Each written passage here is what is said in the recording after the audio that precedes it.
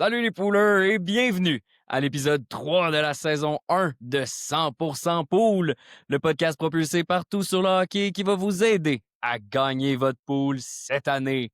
Je suis votre animateur Oli OG Fizet et je suis évidemment accompagné de mon co-animateur, le sage des streamers, le détective des depth charts, Guillaume Sherlock Corbeau. Sherlock Holmes. Sherlock who? You're Sherlock Holmes. Corbeau, comment ça va? Ça va bien, je vois que ton petit béret t'a inspiré, mais t'as pas inspiré l'accent français. And we're the Peaky Blinders. C'est quand même déjà un bon point, mais remarque que t'es capable d'en faire un très bon. Ça, on le sait. Ne m'aimez pas au défi, peut-être que vous pourrez l'entendre pendant un des épisodes cette année. Écoute, un autre épisode hebdomadaire aujourd'hui, un autre épisode qu'on va commencer, je vous l'explique encore par notre warm-up suivi des 3 périodes dans lesquelles on analyse des joueurs, on vous donne des conseils pour optimiser vos pools à court, moyen et long terme. Et aujourd'hui, on va vous parler des joueurs dump and chase comme on a fait dans les dernières semaines, mais on va aussi vous faire une petite analyse des joueurs qui over et underperforment pour savoir si c'est soutenable ou insoutenable, dans le fond, leur performance. Puis avant toute chose, on vous invite aussi à aller suivre nos pages YouTube, Instagram, Facebook et TikTok, 100 Pool Podcast. Donc 100 en chiffres Pool Podcast. On s'est donné comme défi de poster de plus en plus de contenu pour essayer toujours de vous aider à gagner votre pool cette année. Puis comme warm-up aujourd'hui, Guillaume, il y a une grande actualité qui a quand même fait parler dans le monde du hockey et c'est pour ça que je porte le chandail de Vegas. C'est pas écrit vegan. You're a vegan now. Ouais, ce n'est pas écrit vegan pour ceux qui regardent sur YouTube, c'est bel et bien écrit Vegas. We're going to Vegas. Évidemment, je parle de Carter Hart qui a été signé. Et une petite question qui m'est venue d'un auditeur, Dave Big D Crête, qui m'a demandé dans le fond si Carter Hart, est-ce qu'on devrait aller le stasher, donc aller le chercher puis le mettre sur notre bench pour peut-être aller devancer un peu tout le monde. Est-ce que ça vaut la peine ou non? Et je pense que tu perds rien si tu as de la place sur ton bench. C'est quand même un gardien de but qui va être avec les Golden Knights qui sont une des meilleures, si ce n'est pas la meilleure équipe de la Ligue nationale. Du moins, présentement, c'est je crois, la plus grosse puissance. L'affaire avec Carter Hart il y a Détroit qui est quand même pas loin avec 5 victoires et 1 défaite. On va y revenir dans les underperform. Mais je pense pas que ce soit une mauvaise addition à une équipe. Par contre, il faut faire attention. Carter Hart n'est plus un jeune gardien de but. Il va revenir après 2 ans, quasiment 2 ans et demi d'inactivité. C'est un gardien de but de 27 ans qui n'a jamais vraiment prouvé non plus qu'il était un gardien de but d'exception. On l'a toujours vu comme étant un gardien avec beaucoup de potentiel. Il y a eu des belles séquences. Mais tu sais, quand il a quitté la Ligue nationale, ce n'était pas un gardien de but vedette à ce moment-là. Donc, je me garde une petite gêne à dire qu'il va vraiment challenger Adin Hill à Vegas. Bon, Hill est quand même souvent blessé. Il a manqué un match là, sous une blessure un peu sombre. Akira Schmidt, fait bien, fait mal, est un peu inconstant, un peu comme Carter Hart l'était à l'époque. Fait que je suis pas fan de Carter Hart. I'm sorry, I'm not a fan. Il y a toute la situation, évidemment, entourant son retour qui a fait couler quand même beaucoup d'encre. D'ailleurs, je vous invite à lire le papier de Martin Leclerc à ce sujet sur le site de Radio-Canada Sport qui met quand même en lumière une situation particulière entre lui et son nouveau coéquipier, en fait, Brett Howden. Bref, tout ça pour dire que je suis pas fan de Carter Hart. Really not a fan. Je suis pas convaincu que ça va être un retour non plus grandiose. Ce n'était pas une méga vedette de la Ligue nationale et ça ne l'est pas encore. Là. On retrouve pas Connor McDavid ou si on parle des gardiens de but, c'est pas le retour de Dominique Hachek. Là. Non, c'est sûr. Je pense que c'est un gardien de but quand même qui a connu des belles saisons, en dessous du 3, de buts accordés par match. Près d'un 914, 917. Il y a quand même 906 en moyenne dans une équipe comme les Flyers, qui n'était pas très bonne back then non plus. Je sais pas. Meilleur que celle qu'elle est aujourd'hui, là, mais oui. Effectivement, en plus, avec Vegas, c'est sûr que moi aussi, je suis très curieux. Si vous avez la place, comme tu as dit, si tu as la place sur ton bench, puis que tu ne perds pas tes matchs semaine par semaine, puis ton head-to-head, si vous êtes dans des head-to-head, allez-y, stachez-le. Je pense qu'avec une équipe comme Vegas, ils vont peut-être lui faire la place. Et c'est un gardien qui peut surprendre. Adin Hill a pris la place de quelqu'un d'autre. On sait que des gardiens, ça peut tourner beaucoup à Vegas. Je pense qu'ils peuvent le faire aussi. Donc, on va quand même suivre ça de près et on va vous en reparler lorsqu'il va pouvoir recommencer à jouer le 1er décembre, si je ne m'abuse. Absolument. Voilà. Donc, on va commencer maintenant avec notre première période.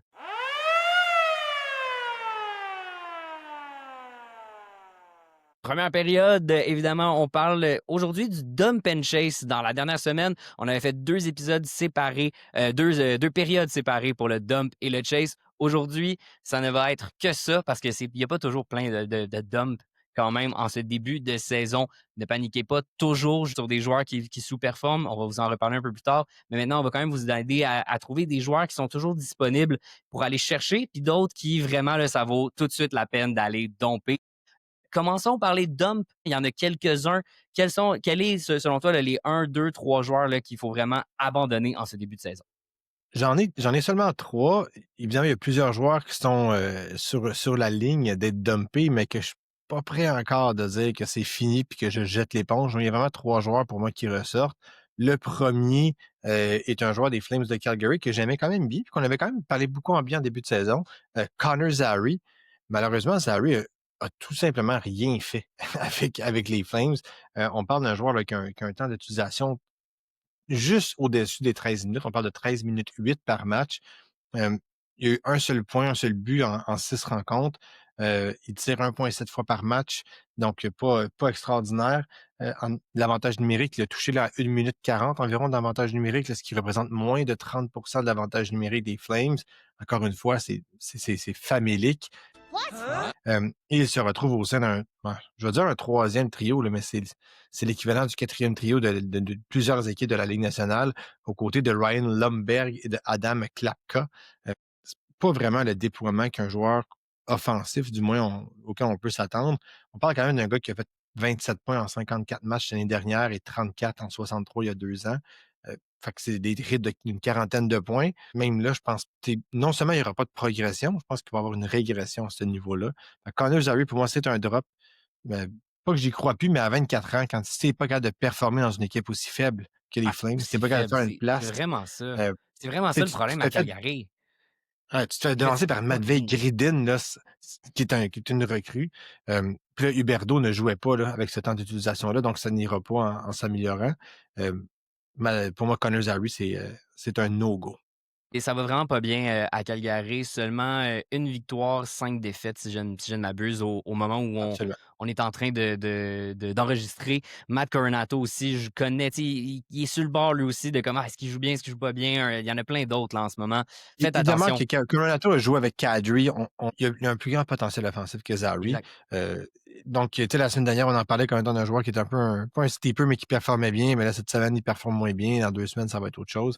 C'est un peu plus inconstant, mais il reste que le plafond de Coronato est beaucoup plus élevé que le plafond de Connor Zary. Puis l'utilisation qu'on a en fait de Coronato est vraiment meilleure aussi. Là.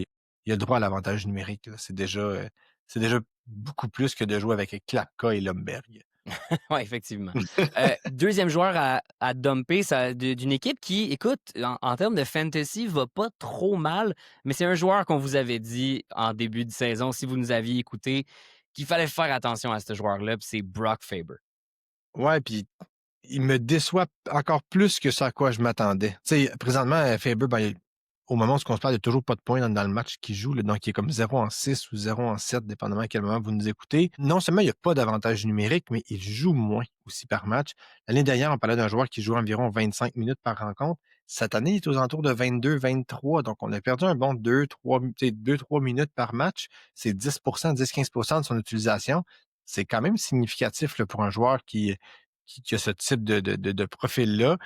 Ziv Boyum performe bien en avantage numérique, donc on le laisse sur cette ligne-là. Le retour en santé de Jared Spurgeon et de Jonas Brodin a comme grugé des minutes à Faber, ce qui fait que Faber n'a tout simplement pas de temps de glace là, de qualité pour se faire valoir. Pour te donner une idée à quel point on le fait jouer dans un rôle vraiment plus défensif, un peu comme aux Quatre Nations avec Jacob Slavin. Là. Ouais. Dans les 3 premières saisons dans la Ligue nationale, Faber avait une moyenne de 48, entre 48 et 52 de mise en jeu en zone offensive. Donc, on parle d'une fois sur 2 commencer en zone offensive. Et depuis le début de la saison, il est à 44 Donc, on lui a donné ce rôle plus défensif. Il joue avec probablement un des meilleurs défenseurs défensifs de la Ligue, Jonas Brodin. Donc, c'est comme vraiment le shutdown pairing. On va faire jouer Spurgeon avec Boyum, justement en avantage numérique ou encore sur des rôles offensifs avec Kaprizov, Rossi, Boldy, etc. Fait que pour moi, Brock Faber, c'est non seulement une déception, c'est un très, très gros drop. s'il y a encore une valeur dans vos pools, échangez-les, faites quelque chose, mais Débarrassez-vous-en, là, littéralement. si l'année Ah. passée, il a fait 29 points puis que Brodin puis Spurgeon ont été blessés on and off, cette année, si les deux restent en santé, je le vois mal faire plus que 25 points. Cela dit, ça ne veut pas dire que c'est un mauvais défenseur. Là. C'est un très, très bon défenseur, mais il n'est pas encore rendu au niveau d'une production offensive, justement comme un Brodin qui faisait une 30-35 points par saison ou Slavin. Il n'est pas encore rendu là. Il a quand même bien juste 23 ans, le Brock Faber. C'est que faut pas virer fou, mais son plafond, je pense, sa meilleure saison de carrière, ça va être sa saison recrue. Puis ensuite, ben, ça va être ça. Là. Faut pas se leurrer avec lui. Un autre défenseur qui est à dumper, et celui-là, c'est moi qui l'ai ajouté, c'est Tony DeAngelo. Écoutez, pour ceux qui pensaient que Zane Parek allait peut-être prendre le power play à Calgary que Bouyoum, qui lui l'a pris justement au Minnesota, ben Matthew Schaefer l'a déjà pris avec les Highlanders. Puis c'est Schaefer partout en ce moment. Il joue excessivement bien. Et évidemment, ben, aux dépens de Tony DeAngelo, qui lui est un gadget player. C'est un gars qui, s'il ne t'aide pas sur un power play, ben, il va être comme il est en ce moment pour son déploiement sur une troisième paire à la droite de Adam Boqvist. Franchement, il me fait très peur. Je vais peut-être croire encore qu'il est capable de faire quelques points. C'est quand même un défenseur offensif, mais avec très peu de temps sur une paire, sur une troisième paire comme ça, et puis avec le premier power play, ça fait mal. L'avantage qu'il y a d'Angelo, c'est qu'il y a une possibilité de reprendre l'avantage numérique à un certain point. Si Schaefer commence à se fatiguer, ça demeure un kid de 18 ans. Schaefer, littéralement, là, il était adolescent, là, un mois et demi. Donc, c'est vrai. C'est vraiment vrai. Donc, D'Angelo a quand même une chance de revenir, mais ça demeure un drop dans ce sens où présentement, il n'y a pas la possibilité de faire beaucoup de points. C'est un joueur que je dropperais, mais que je regarderais à l'œil, à savoir si jamais Schaefer commence à ralentir ou il se blesse, là, à ce moment-là, la valeur de D'Angelo va exploser. Mais pour le moment, sa valeur, elle est pas mal nulle. Donc, si on prend les 3 joueurs de drop, là, pour moi, Zary et Faber, c'est des drops sans retour en arrière. D'Angelo, c'est comme une relation que tu laisses, puis tu regardes quand même. Tu stalk une fois de temps en temps sur Instagram. Tu sais, comme qu'est-ce qui se passe. Ça ressemble un peu plus à ça. Mais en même temps, tu te dis que tu as pris une bonne décision de laisser ça en arrière. Tu n'auras pas de regret. Là. Le pire regret qui va arriver, c'est que D'Angelo va faire 1 point ou 2 matchs. Tu sais, c'est comme. Ouais, c'est ça. Tu vas gagner ton break-up si tu le laisses aller. I am so winning this breakup. Ce que je suis en train de regarder sur le côté en ce moment, là, c'est Rasmus Anderson. Je le regarde puis je suis comme il me fatigue un peu. Là. Évidemment, Calgary va pas bien, on vient d'en parler, mais ce n'est un autre. On s'en reparle la semaine prochaine. C'est sa watchlist. On s'en reparle la semaine prochaine avec plaisir. Il joue présentement trop Rasmus Anderson pour que le coup près passe puis dire qu'il n'y aura pas de regret. Après ça, sera jamais un gars de 65 points, mais il joue un petit peu trop pour dire qu'il n'est absolument plus pertinent dans un pot.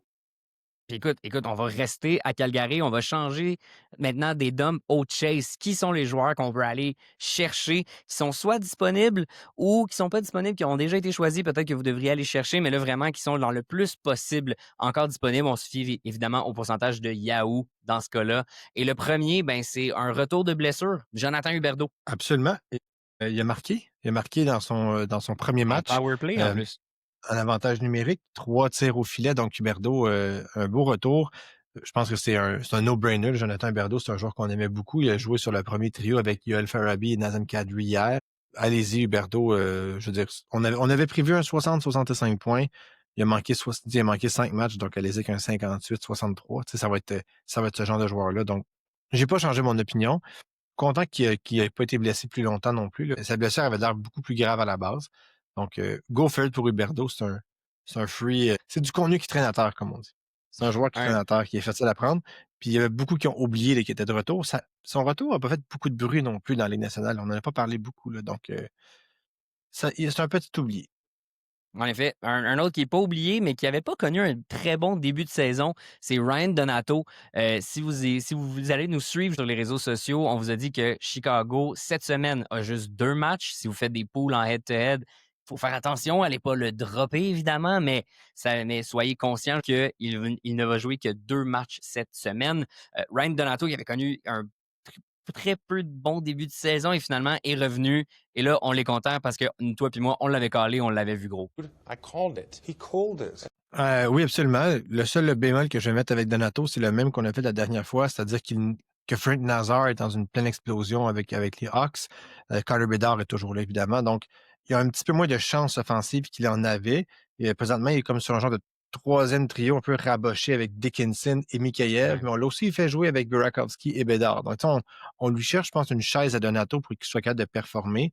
Par contre, après avoir fait 0 points en 3 matchs, il vient d'aligner 5 points en 4 matchs. Donc, à voir, est-ce que c'est un joueur qui va être streaky cette saison selon son déploiement? Je pense que c'est ce genre de joueur-là. Il joue pas énormément de minutes. On parle du 14, du 15 minutes, mais il y a des matchs à 18 puis des matchs à 19. On l'utilise un peu à toutes les sauces, mais c'est un joueur qui est hot en ce moment. C'est un joueur que j'irais sélectionner. Et si vous avez la chance de le garder là, sur votre banc, ben allez-y. C'est quand même pas un mauvais joueur, mais Donato, il est de retour dans les conversations. Là. C'est pas un joueur à dropper. Puis si quelqu'un l'a droppé en début de saison, il devrait être Chercher. encore disponible, allez le chercher. Il est quand même disponible dans plusieurs ligues présentement. Un autre qui est tout feu, tout flamme en ce moment et peut-être dû aussi à la blessure d'un de ses coéquipiers, ben, c'est Connor Garland à Vancouver. Évidemment, son coéquipier Brock Besser qui a connu une petite blessure. On ne sait pas quand est-ce qu'il va revenir, mais il joue Connor Garland sur un premier trio avec Elias Pettersson et Jake DeBrusk. Franchement, là, dans les derniers matchs, Connor Garland joue très, très bien. S'il est disponible, moi, c'est un des joueurs que je suis allé chercher justement pour commencer ma semaine. Non seulement il est bon en ce moment, mais il pourrait être encore meilleur. Son taux de passe secondaire est juste à 20 donc il pourrait être un petit peu plus chanceux. C'est un gars qui a lancé 19 fois en 6 matchs pour un seul but, donc un pourcentage de tir là, de 5 il pourrait avoir 2 buts facilement. Là. Donc, il pourrait avoir 2 points supplémentaires. Il pourrait être à 8 en 6, puis ça ne serait pas déraisonnable d'un point de vue chiffre. D'un point de vue utilisation, il n'a jamais autant joué. Évidemment, il joue sur un premier trio. Je pense que Garland n'a pas fait ça depuis qu'il joue en Arizona en 2019, 2020, en ces eaux-là. Ça 2020, fait quand même vraiment 2021, ouais, longtemps. exact. Ça fait bon. J'étais pas si pire, ça fait vraiment longtemps. Il tire 3,2 fois par match. Je veux dire, il est tout là. C'est une bonne saison. Il n'a pas encore 30 ans, Garland, donc il n'est pas si vieux que ça, il n'est pas si âgé. Fait que oui, absolument, c'est un super bon choix à aller chercher dans vos poules présentement. Euh, c'est sûr que c'est pas soutenable de faire un point par match dans son cas, mais il a déjà roulé à des rythmes de 65 points. Il pourrait avoir encore une fois ce type de performance-là cette saison si le déploiement continue. Puis on sait pas trop ce qu'a été Canucks, ça, c'est une drôle d'équipe, donc we never know. Il va avoir de Je la place. Il continuerai va avoir de la place pour Connor Garland, effectivement. il va avoir de la place, puis il joue en avantage numérique, là, c'est un joueur qui est bon en power play, fait que je pense qu'il y a du beau potentiel en Garland. Il est un peu underrated aussi, donc c'est un joueur qui est un peu comme Donato, ils n'ont pas des noms très sexy, ils se sont fait barouetter dans différentes équipes, pas dans différentes équipes, dans différentes ligues. Donato, plusieurs équipes, Garland, c'est sur différentes lignes, donc très inconstant dans les performances qu'il va nous donner au fil de la saison. Mais là, présentement, il est sur un premier trio. Peterson n'est pas revenu à 100%, mais c'est quand même meilleur Peterson que. Bon, on parlait de Klapka tantôt avec Zawi. Peterson est meilleur que ce gars-là, quand même. Et là, un petit mot peut-être sur un joueur que tu nous avais parlé un tout petit peu, Jackson Blake en Caroline. On parlait d'équipes qui fonctionnent très bien. Caroline, eux, sont invaincus cette saison encore. Jackson Blake, il joue très bien sur un deuxième trio avec Logan Stankoven. Puis en ce moment, Taylor Hall. Ouais, il me gosse Jackson Blake parce que je veux pas dire que je recommande de prendre Jackson Blake. En même temps, les chiffres ne mentent pas. Il a réussi à bien performer malgré le fait qu'Andrei Zechnikov était sur son trio, que Zechnikov est en panne complètement sèche. Ça fonctionne super bien. On a mis Taylor Hall, il a continué à fonctionner. C'est un gars qui tire au filet depuis le début de la saison. Impressionnant, il a quand même une moyenne de 3,8 tirs par match. Donc, encore lui aussi un pourcentage de tir de 5 parce qu'il y a seulement un seul but. Jackson Blake, c'est un joueur ben oui, c'est un joueur à aller chercher présentement. Le seul bémol qu'il va avoir avec Blake, c'est que si Zechnikov se réveille, ben là, qu'est-ce qui va se passer? Est-ce que Zechnikov peut se réveiller? Ça, c'est une autre question. Mais pour le reste, c'est un très bon joueur. Contrairement à la croyance populaire, là, c'est pas un très bon joueur pour les stats périphériques, là, donc pour les multicats. Il y a quand même juste 2 mises en échec. Donc, on pensait que c'est un gars peut-être plus physique que ça. Mais il plaque pas, là. C'est pas. C'est une fausse croyance. Là. C'est un grinder qui plaque pas. C'est un peu Brendan Gallagher là, en termes de comparatif. Et peut-être un petit mot sur deux défenseurs là, qui jouent quand même très bien avant la fin de cette première période, Travis Sanheim et Braden Schneider. Sanheim, c'est la deuxième option sur l'avantage numérique, qui est 4 en 6. C'est si Drysdale devient un peu éteint, c'est Sanheim qui va prendre la place. Sanheim joue 25 minutes. Vraiment un bon choix là, en termes de joueur qui va aller gruger des minutes. Peut-être pas 60 points, mais il peut aller faire la quarantaine cette année sans que ça soit trop dramatique. Donc, On ne savait pas qui, en début de saison, allait prendre l'avantage numérique et qui allait ressortir gagnant de cette genre de course à 3-4. Ben pour moi, Sondheim et Drysdale sont les deux qui ressortent et Sondheim est celui qui est peut-être le plus underrated, donc du moins. Donc Sondheim, c'est un des choix vers qui je me tournerais. Et je finis par Braden Schneider avec les Rangers. Pas qu'il m'excite beaucoup. Schneider, c'est un joueur qui peut peut-être faire 30 points cette année, mais des fois, on cherche ce type de joueur-là pour compléter nos alignements. On ne sait pas dans quelle direction se diriger. Schneider, c'est un gars qui joue quand même pas mal de minutes. Il a pris la place probablement de Kendre Miller en termes de minutes. On parle d'un gars qui joue 17-18 minutes, puis ses minutes augmentent là, de match en match. C'est aussi un gars qui tire un peu plus que les dernières saisons. C'est un gars qui joue un petit peu plus en avantage numérique. Il y a tout un petit peu meilleur dans plusieurs catégories. Et l'année dernière, il avait fait quand même 22 points avec un rôle limité. Fait qu'on peut s'attendre peut-être à une trentaine de points cette année. Les Rangers se sont fait blanchir 3 fois depuis le début de l'année. Ouais. C'est quand même impressionnant. Et il y a quand même 2 points, Schneider. Fait que, c'est un gars qui a déjà 11 tirs au filet en 8 matchs. C'est pas un joueur vedette, mais à 24 ans, ce genre de défenseur-là, ça peut être intéressant. Ouais, si tu disais que Jackson Blake n'avait pas de périphérique, Schneider, lui, est capable d'en faire. Et c'est ce qui met fin à notre première période.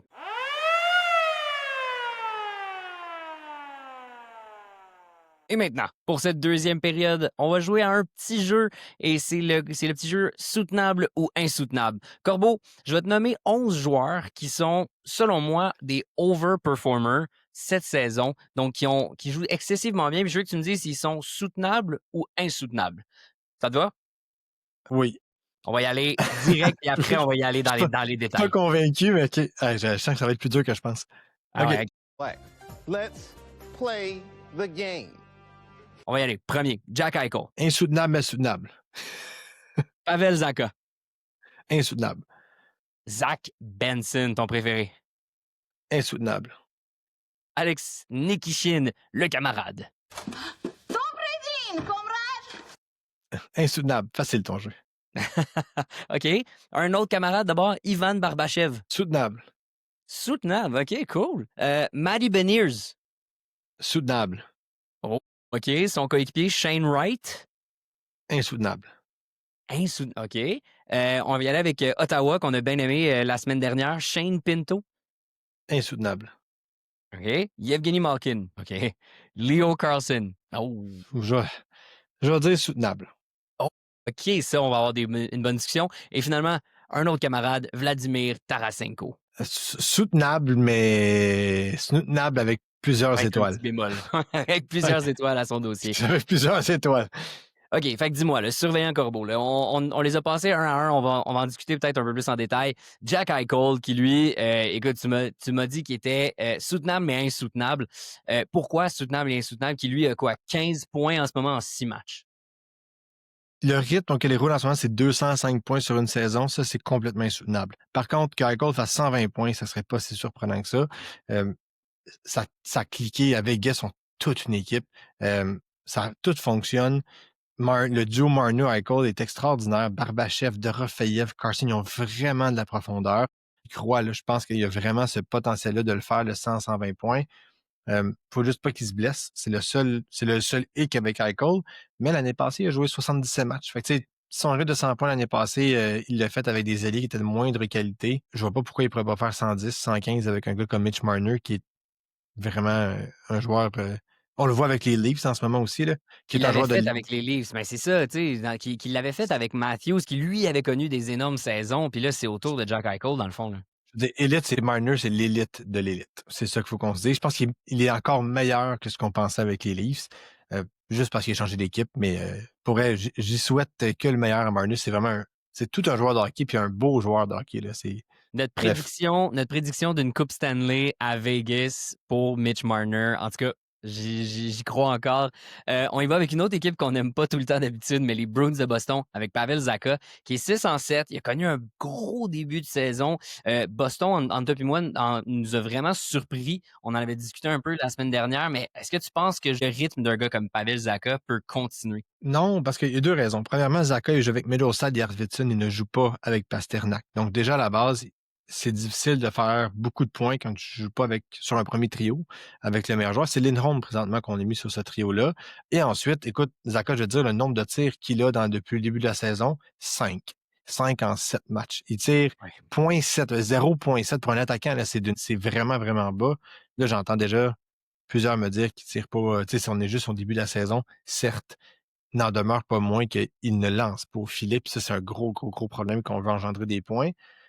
Et pour le reste, il ne joue pas nécessairement plus en avantage numérique cette année en termes de pourcentage. Donc, en termes de minutes, oui, mais il y a un 10 de plus qui n'est pas notable pour dire que ça génère autant de points. En termes de temps de jeu, il joue 30 secondes de moins que l'année passée. Fait que, je ne le vois pas continuer sur ce rythme-là. Il va ralentir. Il devrait avoir peut-être un 4 points en 7 matchs. Ce serait plus réaliste. Mais là, 6, c'est peut-être un petit peu trop. Les Bruins ont un bon début de saison. C'est quand même, là, c'est pas, sont intuables, là, ces oursons-là. Ouais. Mais ils ont quand même pas beaucoup de profondeur. Là. Fait que, moi, Zaka, c'est un joueur lequel je me tiendrais loin. C'est un gars, en termes de pool, là, c'est un sell high kind of player. Là. Donc, vendez-les cher parce que il y a peut-être du hype autour de lui ou peut-être un poisson qui pense que j'ai avec Pasternak. Mais pour le moment, je me tiens loin des Bruins. C'est un peu comme les Sabres, là, j'essaie de venir le plus loin possible. Ouais, les Bruins, ça reste une équipe de grit grinders, vraiment. Peut-être un petit shout-out à Corey Biondi qui lui est un grand fan des Bruins, qui m'a parlé un peu plus en profondeur de leur performance. Il m'avait quand même parlé d'Elias Lindholm, qui avait connu une très bonne fin de saison l'année dernière. A commencé très fort aussi, 5 en 7. Peut-être à surveiller encore une fois. On va peut-être nous en reparler dans un prochain épisode. Mais autrement, prochain joueur, justement, que tu disais qui était aussi insoutenable, ben c'est Zach Benson. Okay, écoute, lui, on a des bonnes discussions entre toi et moi pour ça sur Zach Benson. Présentement, le Canadien joue contre les Sabres au moment où on enregistre. J'ai vu que Yuri Kulich avait marqué, mais j'ai pas vu qui avait les passes. Par contre, ce qu'on sait, c'est que Benson a un match de 4 points contre les Sénateurs. Quand les Sabres ont décidé qu'ils ont marqué 8 buts dans un match après en avoir marqué un en 3, 2 en 3. Tu sais, c'est comme, je veux dire, il a profité de cette vague-là. Mais quand ton premier trio, c'est Tage Thompson, Zach Benson et Yuri Kulich, c'est difficile de dire que tu auras un rythme de beaucoup de points. Je m'excuse, mais Je te dis que Zach Benson a ça le fait la fera pas, passe là. à Yeri Kulich. Ben, mais si tu me le dis, ça ne changera rien. Là. Je veux dire, tant mieux. Ça veut pas dire qu'il fera pas de points. C'est juste, c'est insoutenable Ouais. comme rythme. Il va peut-être faire une quarantaine de points. Tant mieux. Mais les Sabres ont vraiment pas de club. Là. C'est vraiment mince. Josh Norris est blessé. Quand tu entends Jason Zucker, c'est ton avantage numérique de façon régulière. De façon régulière, je veux dire, tu manques clairement de talent.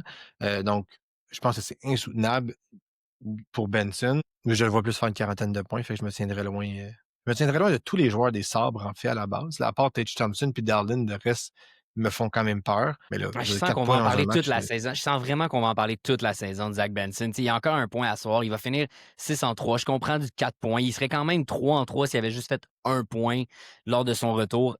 Je pense qu'on va en parler longtemps pendant toute la saison à voir. Mais je veux dire, soutenable ou non. Jack Quinn a fini la saison à un rythme extraordinaire. Il se ramasse à juste une 3e ligne puis rien qui fonctionne. C'est ça, les Sabres de Buffalo. Fait que Ouais, c'est lui, Josh il va Doan bien qui dans sort deux. un 5 en 5. Là. C'est C'est ça. très Fait que imprévisible.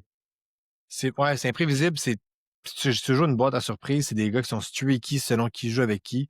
Ils peuvent se faire blanchir 3 fois en 3 matchs aussi. Tu sais, comme, il n'y a rien d'impossible avec ce genre d'équipe-là. Voilà. Je suis pas fan. Je suis vraiment pas fan.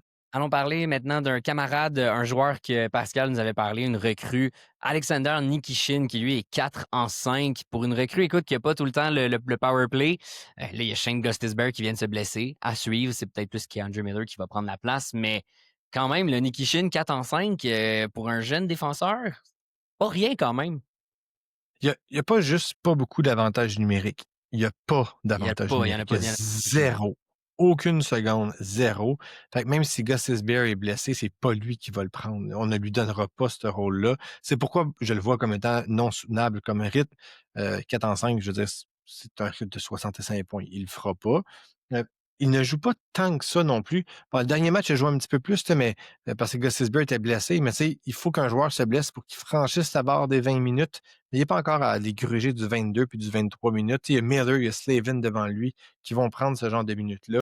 Ce qui n'est pas quelque chose qui m'excite beaucoup. Puis il y a aussi le fait qu'il a fait 4 en 5, mais il a commencé 70% de ses mises en jeu en zone offensive. On Ce le qui n'est pas un protège rythme qui est soutenable pour un défenseur. Mais pour un défenseur, c'est pas soutenable. C'est impossible que tu aies. Un attaquant, tu es capable de le mettre dans ce genre de disposition-là. Un défenseur, à un moment donné, va finir par commencer dans sa zone. Les Kings ont un bon début de saison, mais ça va finir par se balancer. Il y a 3 passes. De ces 3 passes-là, il y en a 2 qui sont des passes secondaires. Fait que c'est un petit Ah, peu mais ils élevé ont aussi. protégé Fait que, tu sais, c'est Hudson juste, aussi avant à Montréal. Ça se fait de protéger un défenseur. C'est moins facile, là. ça se fait. Mais 70, c'est trop élevé. OK. 60, c'est possible. 70, je veux dire, faut que tu aies vraiment souvent la rondelle en zone offensive. Il faut que tu commences pas souvent dans la zone offensive avec un autre défenseur. Tu sais, à OK. un moment donné, c'est comme, ça devient beaucoup de gestion. Quand tu joues à l'étranger, t'as pas toujours ce luxe-là. Fait que, tu sais, ça fait peut-être beaucoup, là, en termes de match-up. Fait que, je te juste dis que c'est pas soutenable. Ça veut pas dire qu'il va pas faire 35 points ou 40 points, mais tu sais, il y a comme tellement de hype autour de Nick Shin qu'il va peut-être en faire 55-60 que c'est comme, take Ouais. a chill pill, là. Euh, si ça va bien, il va faire 35-40 puis on va être super satisfait. Euh, mais tu sais, tant mieux, c'est un bon début de saison, mais je me garde une gêne. Fait que je pense pas que ce soit soutenable. Un autre camarade, Ivan Barbachev, que tu disais qu'il allait être soutenable, 6 en 6, qui lui joue sur une première ligne avec Jack Eichel et Mitch Marner. C'est pour ça que c'est soutenable pour moi. Je pense qu'il peut faire, tu sais, Point par match? 72 points. Et 15, je serais pas surpris qu'il Ouais. fasse autant de points à jouer avec Marner puis Eichel. Il va se ramasser à toujours être dans le trafic. Euh, Marner et Eichel ont besoin de ce type de joueur-là pour aller chercher la rondelle en fond de territoire, pour faire de la pression en zone adverse. C'est un gros bonhomme, là, quand même. Mhm. Barbachev, il est 6 pieds, mais 203 livres. C'est un vrai camarade. Fait que, oui, je le vois bien faire. C'est sûr qu'en ce moment, il y a des statistiques qui sont gonflées. Fait que je tente d'aller voir un petit peu plus loin que ces statistiques de base. Il joue pas beaucoup en avantage numérique. Il n'a pas un temps de glace extraordinaire. Il tire un peu trop élevé, mais il joue avec Marner puis Eichel. Ça sera pas long que ça va se plafonner.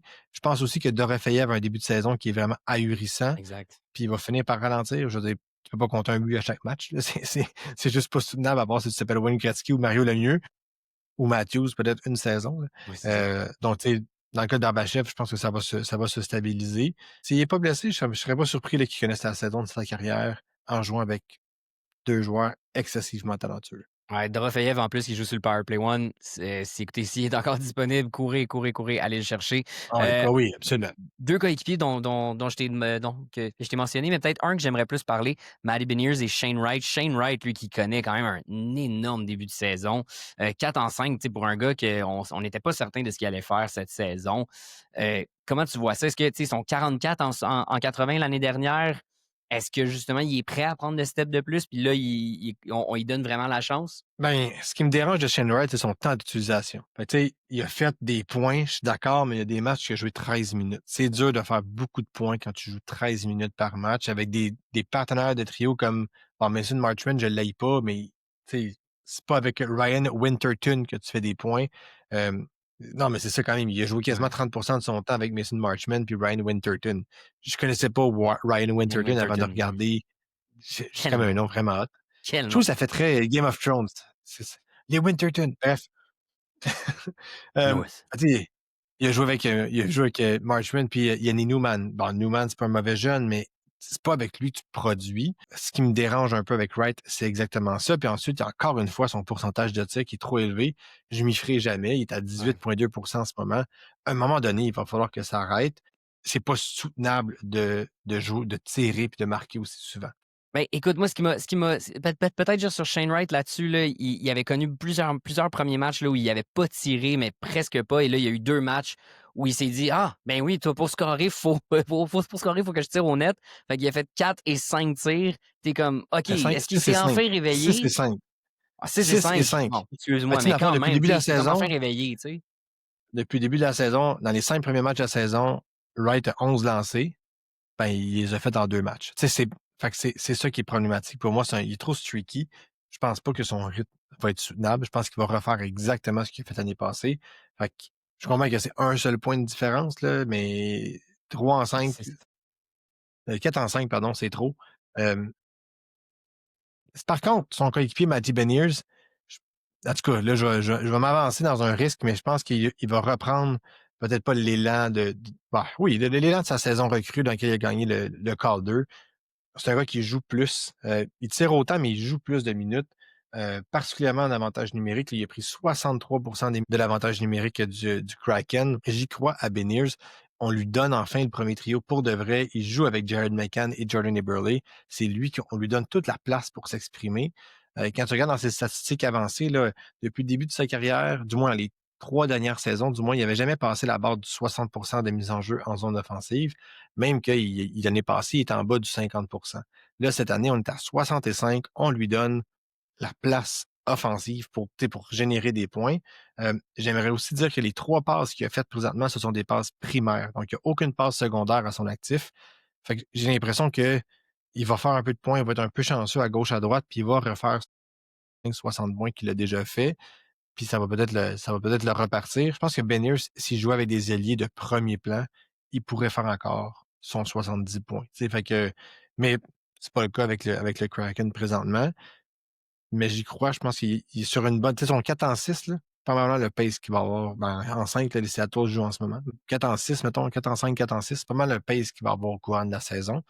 Puis j'aime bien ce type de pace-là pour un gars qui n'a même pas encore 23 ans. Sinon, Shane Pinto, qui lui, à Ottawa, joue très, très, très bien aussi. Quand même, il est Oublie ça. rendu.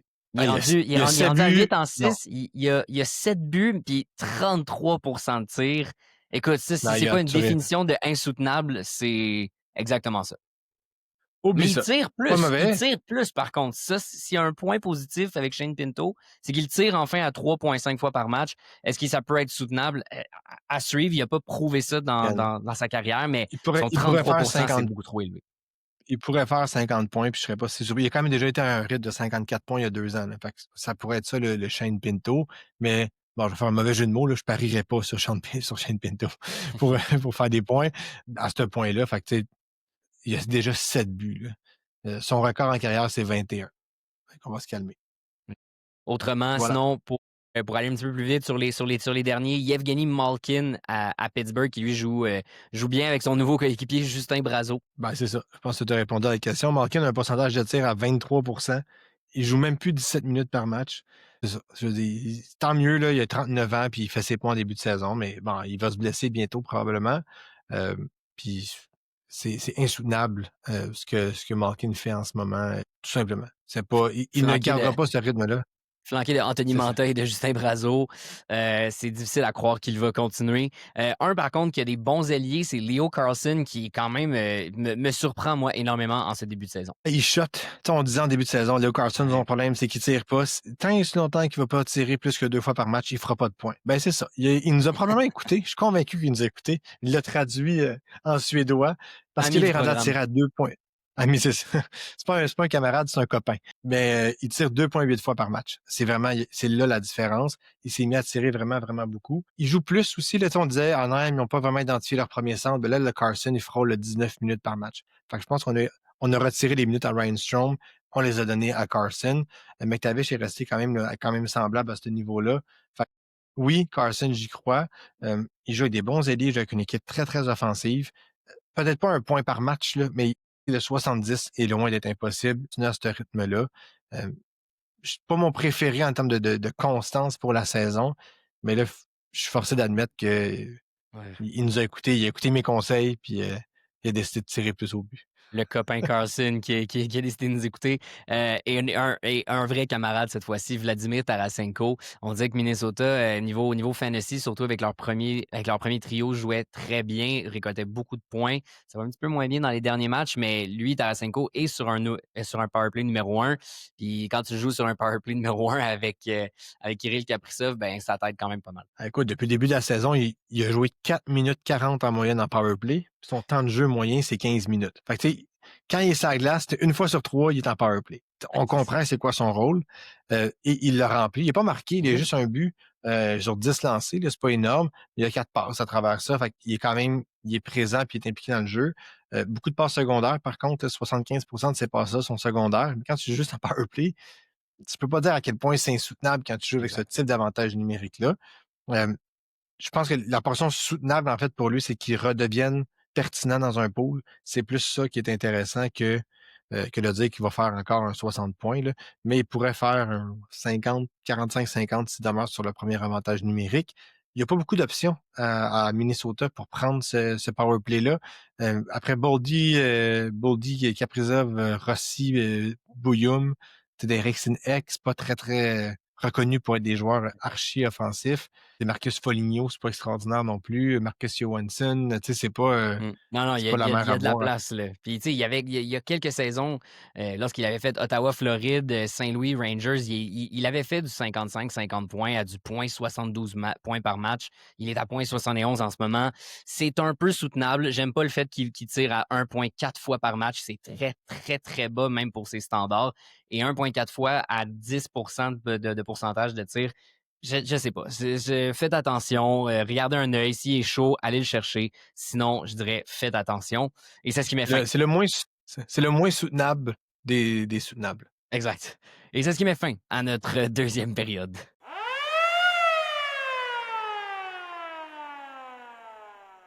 Et maintenant, pour notre troisième période, on y va pour la même chose, mais au lieu de parler des joueurs qui overperform, on va parler des joueurs qui underperform.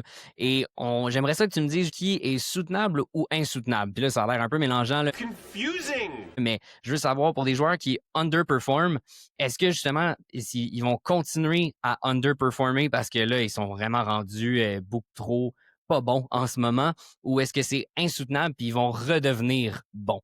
Oh, okay.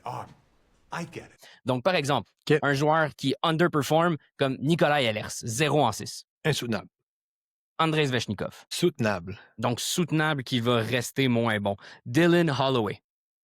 Insoutenable. Steven Stamkos. Soutenable. Matvei Mishkov. Soutenable. Oh, OK. Ken Johnson. Soutenable. Oh, wow. OK. On va avoir beaucoup de choses à jaser. Alexis Lafrenière. Insoutenable. Mon Dieu, je m'attendais pas à ça. OK. Josh Morrissey. Insoutenable. Shea Theodore. Soutenable. Thomas Chabot ou Thomas Chabot. Insoutenable. Et finalement, dernier défenseur, Bowen Byram. Insoutenable.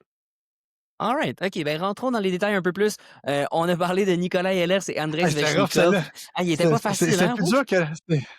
C'est comme dire le joueur est mauvais puis il va rester pas bon. C'est plus confrontant que de dire il va ralentir. Tu sais. J'ai moins de jeu. Il faut se mouiller à un moment donné. Là, puis évidemment, pour il ceux faut le qui ont choix. vu mon petit béret, là, mon petit chapeau, c'est parce qu'on parle aujourd'hui de vétérans qui sont bons ou pas bons. Fait que c'est pour ça que j'ai mis un petit chapeau à la Peaky Blinders. And we're the Peaky Blinders. On va commencer avec les deux coéquipiers de la Caroline, la meilleure équipe. Justement, on en parlait dans la Ligue nationale en ce moment. Mais il y a deux joueurs qui jouent pas très, très bien et qui underperform. C'est Nikolai Ehlers et Andrei Svechnikov. Donc, de ce que tu me dis, pour toi, Nikolai Ehlers et Andrei Svechnikov, est-ce que c'est insoutenable ou soutenable leur rythme de underperforming? Ehlers, il va rebondir. Là. Ehlers, il y a 18 lancés au filet présentement. Il n'y a toujours pas de but, pas de points. En fait, Ehlers, c'est 0-5. Là. Fait qu'il n'y a pas de points présentement, mais il y a 18 tirs au filet. C'est-à-dire qu'il techniquement, il devrait avoir 1 ou 2 buts déjà à sa fiche. Il joue sur un premier trio avec Seth Jarvis et Sébastien Aho qui, eux, fonctionnent bien. Donc, tu te dis, Mané va bien finir par récolter une passe à travers tout ça. Il n'a jamais tiré autant par match de sa carrière, Nicolas Ehlers, avec 3,6 tirs par match. La seule saison là, qui était mieux, c'est la 2021-2022. Et c'est la saison où il y avait un rythme de 73 points. C'était comme une bonne saison à ce niveau-là. Il joue en avantage numérique. Il joue près de 4 minutes par match en powerplay. Il joue 17 minutes 30 par match, chose qu'il n'a jamais fait dans sa carrière. À un moment donné, tous les indicateurs sont ouverts. Tu joues avec des bons partenaires de trio, tu tires au filet, tu joues beaucoup, tu joues en avantage numérique, mais la rondelle, elle veut juste pas rentrer. Ce n'est qu'une question de temps avant que Ehlers redevienne un joueur qui est solide. Puis en plus, il a déjà joué 5 matchs. Là, fait, est-ce qu'il peut faire 75 points encore cette année? Je pense que oui. Je pense que c'est pas impossible. Ce qui veut dire qu'il roulera à 1 point par match jusqu'à la fin de la saison. Fait que moi, Nicolas Ehlers, vraiment, vraiment beaucoup. Je suis pas prêt à lancer la serviette. Absolument pas dans son cas. Tu ferais un trade pour aller le chercher, mettons. En ce moment, oui. C'est le genre de joueur que j'ai recherché. Les Hurricanes vont être bons toute la saison. Là. C'est pas une équipe qui est sur une bulle. Ils sont juste vraiment forts. Fait que oui, go for Ehlers. Hey, pour vrai, Ehlers, des fois, il faut remettre des fois en contexte un peu. On parle beaucoup de statistiques puis de façon comment on joue, mais aussi des joueurs qui se retrouvent dans des nouveaux environnements. T'sais, pour ceux qui nous écoutent puis qui jouent au hockey, là, vous le savez, quand une chimie puis trouver des joueurs sur une glace, là, ça se crée pas du jour au lendemain. Même pour des professionnels qui sont quand même meilleurs que nous, il faut quand même qu'ils se retrouvent sur la glace puis trouver leurs repères. Je pense que c'est ça peut-être un peu Nikolai Ehlers en ce moment en Caroline. comme tu dis, c'est insoutenable son underperforming. Mais Svechnikov, pour sa part? Ben là, Zvechnikov, il joue sur un quatrième trio. Là. Lors du dernier match, il a joué avec Eric Robinson et Jesperi Kotkaniemi. Brindamour est pas content, puis il l'a mis avec le Bambi finlandais. Mais la vérité, c'est que Zvechnikov, il lance juste 2 fois par match. C'est son pire total de tirs par match en carrière depuis qu'il a commencé en 2018-2019. Le gars a 25 ans. Là. Ça fait quand même longtemps. Il tire pas, il est pas impliqué. Quand tu regardes là, ses statistiques périphériques, il frappe pas. Là. Il y a juste 4 mises en échec depuis le début de la saison, alors qu'il faisait toujours du 150 environ en moyenne par saison. Il a déjà fait du 190. Il est passé de 2 mises en échec par match à même pas une. Il est rendu à jouer à 14 minutes 30 par match. C'est pas comme si on l'avait mis sur un mauvais trio en début de saison. Il joue avec Jackson Blake, qu'on parlait un petit peu plus tôt dans l'épisode, et Logan Stankoven. Donc, quand même pas des joueurs qui sont offensivement médiocres. Et on lui a quand même donné 63 de mise en jeu en zone offensive. Tu sais, comme on l'a vraiment mis dans des positions qui étaient avantageuses et il n'a pas performé. L'année dernière, il a roulé un rythme de 55 points seulement. En fait, il a vraiment ralenti. Il ne fera pas 0 points dans toute la saison. Là. Il a ralenti Zvechnikov. Si vous espérez qu'il redevienne ce qu'il était, ça n'arrivera pas. Puis au contraire, quand tu regardes Ehlers, il crée des chances, il tente de marquer, il tente de générer de l'attaque. Le choix est facile d'en savoir lequel des deux on prend. Là, c'est Taylor Hall qui a pris la place de Zvechnikov sur le deuxième trio. Fait que, tu sais, Hall est quand même une option, je veux dire, de luxe, là, Zvechnikov. Fait que non, moi, je pense que Zvechnikov est brûlé, là, je veux dire, de cette façon-là. Peut-être que c'est une blessure qui traîne, je sais pas, mais Ouais, son temps d'être un joueur, il va peut-être revenir un jour, mais pour le moment, le joueur ultra performant qu'on a eu pendant quand même quelques saisons, il est plus là. Ouais, c'est un joueur qui a souvent été blessé. Est-ce que c'est là que ça l'a rattrapé? Possiblement. Un joueur qui, on a parlé de Leo Carlson un peu plus tôt, qui nous a fait mentir. Un joueur qui, lui, nous fait mentir, mais pas pour le mieux cette fois-là, c'est Dylan Holloway. Lui, là, pour vrai, Il va revenir. je sais qu'il va revenir. Fait que toi, tu te dis dans le fond que c'est insoutenable son underperforming. Il joue présentement sur un premier trio avec Robert Thomas et Jake Neighbors. C'est quand même un bon déploiement. Je vais enfin dire que c'est le daily reminder de Daily Face-Off. Il est arrivé un petit peu tard dans l'épisode cette fois-ci. On brasse beaucoup les cartes à Saint-Louis. Pius Suter joue maintenant avec Pavel Buchnevich puis Jimmy Snuggerud. Braden Shen, Jordan Kyrou puis Mathieu Joseph sont sur une espèce de troisième ligne, entre guillemets. On bouge beaucoup les cartes. Qu'est-ce que t'en fais de Dylan Holloway? En fait, Holloway a joué avec Shen et Kyrou pendant 61% du temps depuis le début de la saison. Les Blues n'ont pas un gros début de saison non plus. Mais Holloway n'a jamais joué autant. Moi, depuis le début de la saison, il joue en moyenne 19 minutes, 15 par match. Dans le dernier match, il a joué 20 minutes. C'est quand même vraiment un très, très gros déploiement. On veut qu'il marque. Et on veut qu'il marque. Puis, il tire pas beaucoup dans un match, mais il tire pas du tout. Là, il est à 2,4 tirs par match. C'est pas extraordinaire, mais c'est pas médiocre non plus. Pas du tout. On lui donne de l'avantage numérique. Mettons, on lui a donné c'est 52% du temps d'avantage numérique. C'est pas énorme, mais c'est quand même non négligeable non plus. C'est-à-dire qu'il doit se promener entre la première et la deuxième unité à plusieurs reprises. Et puis qu'on regarde les trios, c'est un peu ça qu'on voit. Il a un meilleur déploiement que la saison dernière. Il joue avec des bons partenaires de trio. Il n'a peut-être juste pas trouvé encore le bon momentum pour s'inscrire à la feuille de pointage. Mais Holloway, c'est un jeune joueur. On veut lui donner les chances de réussir du côté des Blues. C'est ce qu'on fait. C'est capable de performer avec un premier trio. Why not? Je joue avec Jake Neighbors, qui est probablement celui qui joue le mieux en ce moment là, pour les Blues, au moins qui produit le plus. C'est tout un bon signe là, pour Holloway. Donc, j'y crois encore. Je pense que c'est juste un mauvais début de saison. Il y a juste 5 matchs de jouer. Il suffit de 2 buts. Il pourrait avoir 2 matchs de 2 points, puis il reviendra avec 5 points à ce match, puis on serait pas inquiet. Robert Thomas est 2 en 5 aussi. Et je pense qu'il y a quand même des petits joueurs qu'il faut qu'ils se réveillent. Là. Jimmy Snuggerud joue bien, Jake Neighbors, tu l'as dit aussi, mais je pense qu'on essaie de rallumer peut-être certaines flammes dans certains joueurs. Autrement, Steven Stamkos, en parlant de vétérans, justement, qui, eux, connaissent pas un très bon début de saison. Nashville, écoute, on s'y attendait peut-être à ce genre de performance de Nashville. Il va nous donner un peu ce qu'il nous a donné l'année dernière. T'sais, Marchesso, il nous a surpris un peu. Eric Halla aussi, mais Stamkos, lui, écoute, 2 en 6. Il continue de tirer un tout petit peu, mais pas plus que ce qu'on attendait. Il déçoit encore. Dans les faits, là, c'est ça. Il n'y aura pas de retour, en fait, à des bonnes saisons de Stamkos. Il ne fera pas 60 points non plus. Il va revenir avec une cinquantaine de points probablement cette année. Le danger avec Stamkos, c'est que c'est du moment qu'on l'enlève un peu de l'avantage numérique qu'il ne sert plus à rien. Tu sais, il joue 18 minutes par match, il en joue 4 en quasiment 5 en fait en avantage numérique. Le ratio avantage numérique temps de glace est vraiment très élevé. Puis les Preds n'ont pas une si grosse attaque que ça. Après, tu sais, après Philippe Forsberg marche OK, là, mais c'est pas un joueur vedette non plus. Fait que c'est ça. Stamkos, il approche 36 ans aussi. Donc, je ne vois pas vraiment le. Tu sais, c'est pas. Son rythme ne va pas repartir à la hausse en fou. Ça va être assez tranquille. Fait que, tu sais, je me tiendrai loin de Stamkos. Hey, entre toi puis moi, Stamkos, là, si j'avais été lui, est-ce qu'il doit regretter de ne pas avoir pris un petit peu moins d'argent puis d'être resté à Tampa Bay? Ah oui. Écoute, il y aurait encore 80 points avec le Lightning juste en jouant Kucherov. Je veux dire, il se placerait en haut des oreilles, il ferait des slap shots. Je pense que Patrick Laney ferait 80 points en jouant Kucherov. Fait que Hey, c'est ouais, quand même s'il n'y avait pas de place en plus à Tampa Bay. En tout cas, c'est une discussion pour une autre fois, mais définitivement, il aurait peut-être dû prendre un contrat peut-être favorable comme John Tavares l'a pris à Toronto. Un camarade qui, lui, ne fonctionne vraiment pas bien et qui fait peut-être plaisir à certains partisans des Canadiens, Matvei Michkov. Bon, je l'ai fait pour te faire tilter là, de dire que c'était insoutenable. Il fera pas 30 points, de Mishkov, quand même. Mais il va en faire moins que l'année passée, du moins si ça continue dans ce sens-là. Mishkov, l'année passée, il tirait 2,5 fois par match. Là, il est à 1,3. Il tire la moitié du temps. Je Mais ça regarde pas les rentre matchs autant des à Flyers. 12,5 par contre. Ça rentre autant à 12,5. Fait que, tu sais, s'il lance, ça va commencer à rentrer, mais il faut qu'il lance. Je regarde pas tant les matchs des Flyers dans une saison. Tout ce que je sais, c'est qu'il se fait quand même bencher souvent, parce que quand tu regardes son temps de jeu, il est assez erratique. C'est un gars qui a pu jouer 18 minutes dans un match, puis 11 le match suivant. Fait que, tu sais, dans les 2 derniers matchs des Flyers, il a pas joué beaucoup. On parle de 11 puis de 12 minutes. Là, fait que c'est pas extraordinaire. Sa seule passe, c'est une passe secondaire.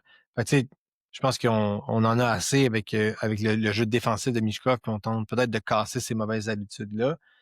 Il joue un petit peu moins d'avantage numérique aussi l'année passée. Il jouait 64 là, on est à 55. Est-ce qu'on le punit de cette façon-là, Je pense que potentiellement? oui, oui. Mais ça a quand même un impact toujours sur ses performances en termes de points. Fait que c'est un peu ce qui arrive avec les Flyers. Puis il y a quand même le retour en santé de Sean Couturier, l'arrivée de Zegras.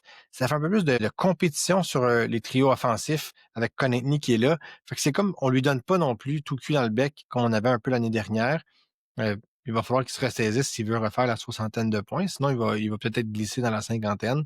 Pas un mauvais joueur. Il va finir par faire 85 points un jour.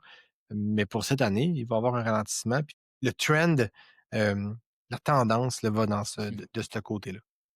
Et là, on rentre dans une équipe qui m'étonne vraiment beaucoup. On vous avait parlé de Dimitri Voronkov, qui est un joueur à aller chercher. La pléthore de Russes et de camarades qui sont à Columbus avec Kirill Marchenko et compagnie. Sup, comrades? Un qui performe moins bien à travers tout ça, mais c'est Ken Johnson qui, écoute, va Ah, peut-être remonter un tout petit peu, mais ouais, moi aussi, je commence à être tanné. je suis déçu. Je suis vraiment déçu. Je pensais que l'année dernière était l'année où Ken Johnson allait décoller. Bon, on savait qu'il y avait un pourcentage de tir vraiment trop élevé, mais on était comme, tu sais, mettons que son 57 points devient un 50, c'est quand même très satisfaisant. Il tire plus que l'année passée. Cette année, non, il tire à du 2,2 tirs par match. Il a un seul but. Mais on le fait pas jouer. On le fait jouer sur un troisième trio. Fait qu'il se ramasse à jouer avec Mathieu Olivier puis Charlie Coyle. Il a joué un petit peu avec Boone Jenner et Adam Fantilli, mais très peu. Pourquoi? Je veux dire, on n'est pas dans le vestiaire là, des Jackets. Du dernier match, là, je vais te donner un exemple contre Tampa Bay. Il a marqué un but, il a 3 tirs au filet, il a joué même pas 14 minutes. Tu sais, pourquoi est-ce qu'on lui donne pas de temps de jeu? Je ne sais pas. Il joue encore en avantage numérique quand même. On lui donne environ 50-60% du temps d'avantage numérique, ce qui est pas rien. Mais il y a quelque chose qui s'est passé avec Ken Johnson que j'ai pas suivi depuis le début de la saison pour qu'on l'arrête de l'utiliser, alors que l'année dernière, il a connu une belle éclosion. Puis je vois pas de trend présentement, de tendance, pardon, dans ses statistiques qui démontrent, dans son utilisation, du moins dans son déploiement, qui démontre qu'il va revenir à un niveau plus intéressant. Le seul élément positif que je peux trouver, c'est il tire plus que l'année passée et il joue moins. Est-ce que si on le fait jouer plus, il va tirer encore plus? C'est tout. C'est le seul élément positif. Pour le reste, je suis très déçu qu'on ne lui donne pas plus de temps de glace. Il a juste 23 ans. Là. Fait qu'il Ouais, y a plein mais de talent. Là. il y a encore, ouais, non, il y a vraiment du talent. Dean Avison qui a vraiment pas aimé Yegor Shinakov, qui fait que peut-être, est-ce que c'est un peu peut-être la même chose avec Ken Johnson si vous suivez Columbus d'un peu plus près puis que vous regardez leur match puis que vous avez peut-être une meilleure solution ou raison à tout ça, écrivez-nous en commentaire sur nos réseaux sociaux. Autrement, on va passer au prochain avec Alexis Lafrenière. Oui, monsieur, il est de retour. Non, mais je fais une blague parce que la fille, comme on aime l'appeler par chez nous, pas une grosse, pas un gros début de saison. Il y a juste 2 points en 7 matchs. Bon, présentement, les Rangers, pardon, jouent contre le Wild. Il n'y a toujours pas de points dans ce match-là, mais Lafrenière n'a jamais tiré autant par match. Là, il est à 2,8 tirs par match. Il frôlait le 3 avant le match contre le Wild.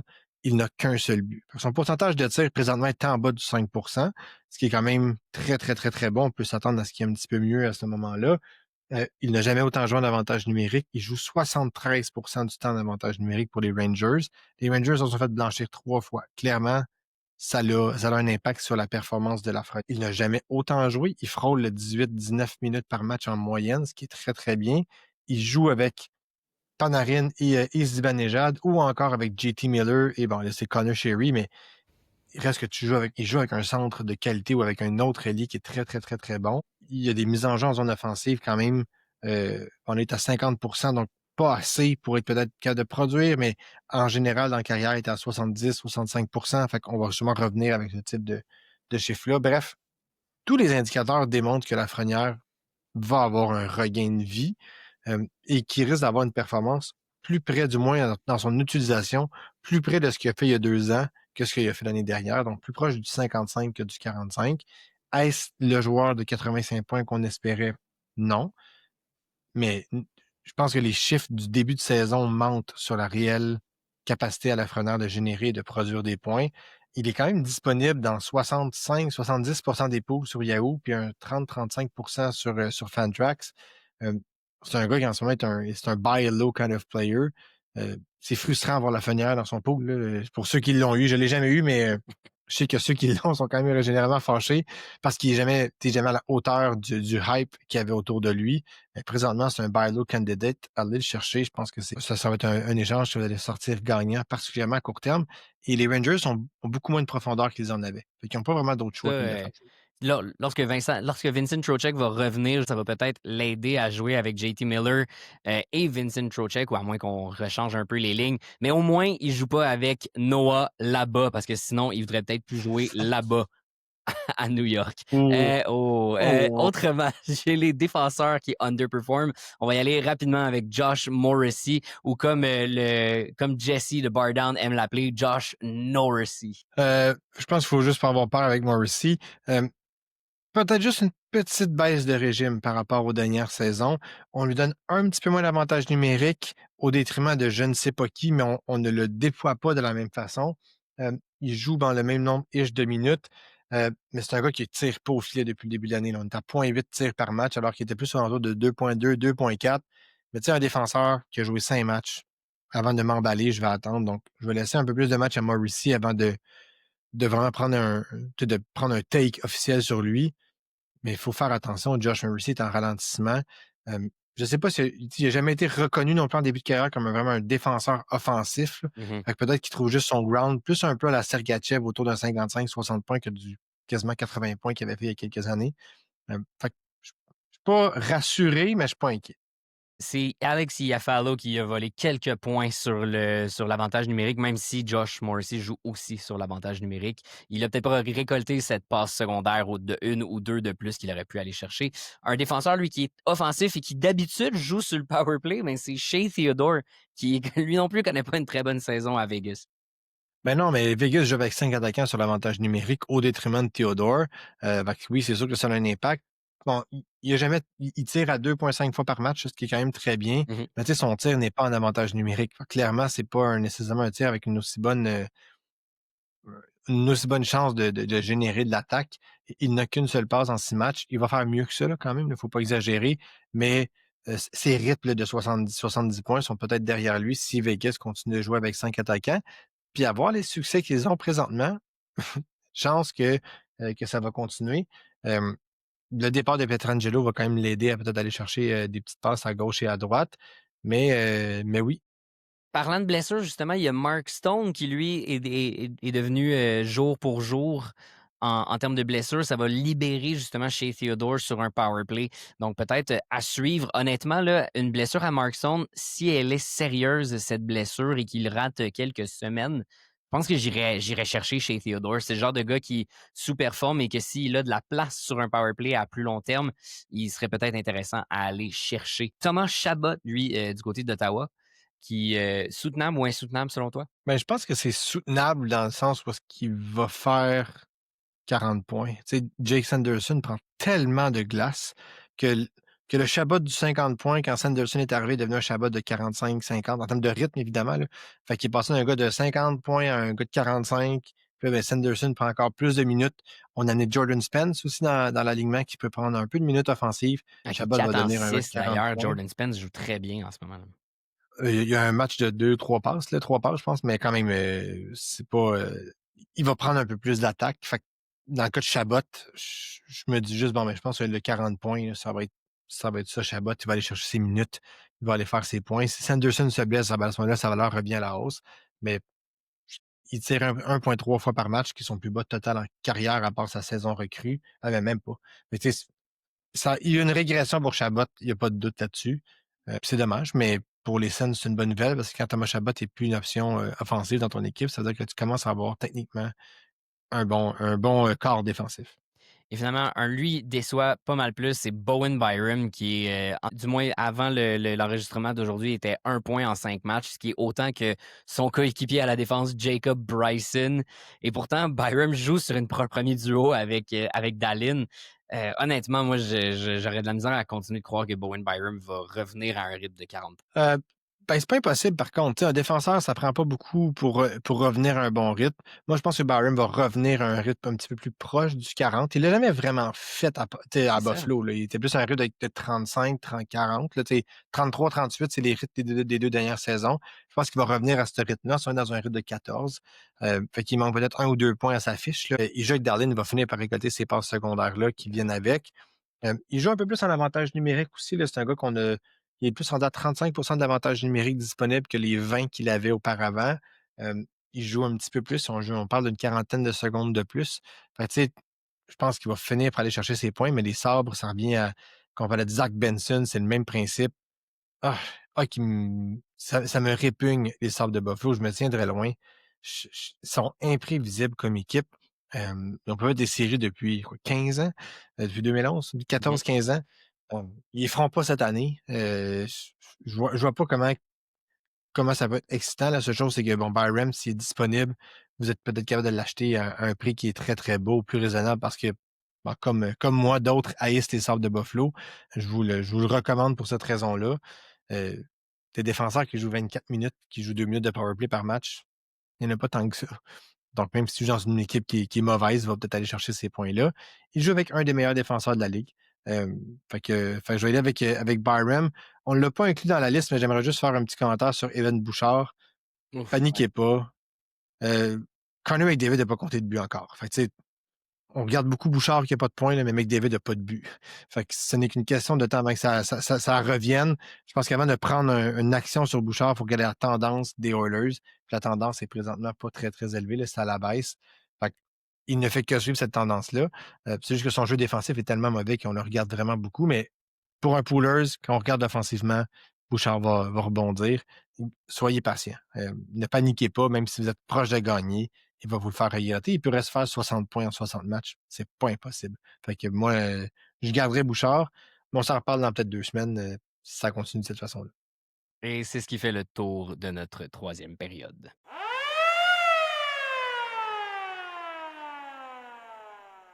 Ben, écoute, on a quand même pas mal jasé, Guillaume. On a même dépassé peut-être un tout petit peu. On avait quand même plusieurs choses à dire sur les over-under. Je pense que c'est un segment que j'ai quand même pas mal aimé à refaire dans les prochaines semaines. On a quand même passé de 31 joueurs dans cet épisode-là. C'est quand même, on espère, si vous avez des questions, si vous avez des joueurs, comme écrivez-nous, ça va nous inspirer à vous en parler.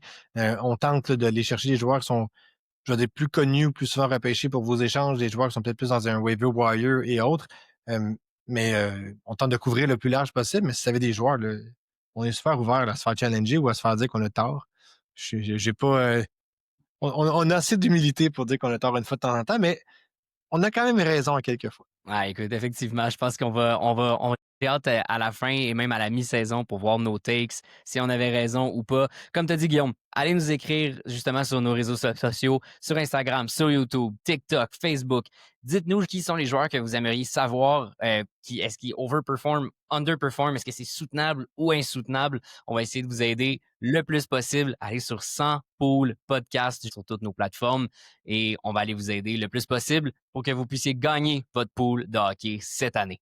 Salut les poolers!